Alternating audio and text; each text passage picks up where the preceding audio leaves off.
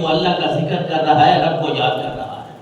یہ ذکر الہی کا ہمیں حکم ہے، ہمیں یہ حکم ہے کہ اگر جنگ لگ جائے تو پھر اللہ کا ذکر کرو۔ ہم وہاں اگر نہیں جا سکتے تو یہاں تو نماز پڑھ سکتے ہیں، فرضوں کے علاوہ کوئی 2 رکعت نماز نفل پڑھ کے رب سے معافی تو مانگ سکتے ہیں کہ یا اللہ ہمارے مسلمانوں پہ مشکل وقت ہے، ہماری نصرت اور مدد فرما۔ اپنے رب سے دعا کرنی ہے، رب سے التجائیں کرنی ہے۔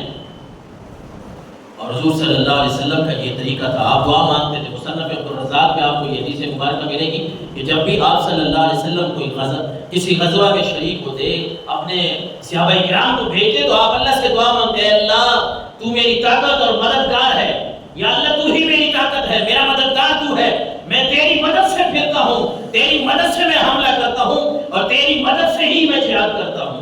اللہ کے نبی تو یوں دعائیں مانگتے تھے۔ ہمارے نوجوانوں کو، ہمارے بڑوں کو، کسی کو موبائل سے ادھر ادھر ہوں گے تو ہمیں دعا یاد آئے گی۔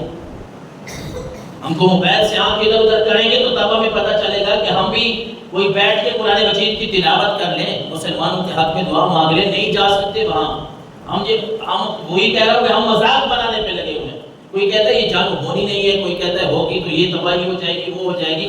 بھائی ایسی باتیں جو مسلمانوں کو زوال کی طرف لے کے جائیں، مسلمانوں کی غیرت میں جو رکاوٹ بنتی ہے، ایسے باتیں کرنے سے آپ گریز کریں۔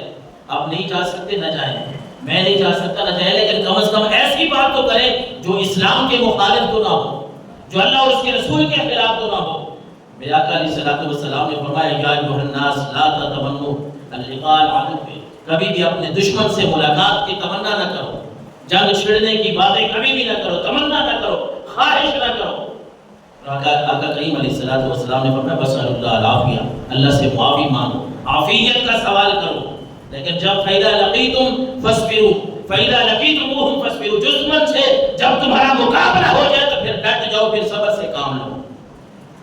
یہ بھی ایک آقا کریم علیہ الصلوۃ والسلام کی ایک حدیث مبارکہ کا حصہ ہے، وَاعْلَمُوا أَنَّ الْجَنَّةَ تَحْتَ ظِلَالِ السُّيُوفِ، کہ لوگوں جان لو کہ جنت جو ہے وہ تلواروں کے سائے تلے ہے، اور مجاہدین جو لڑنے والے ہیں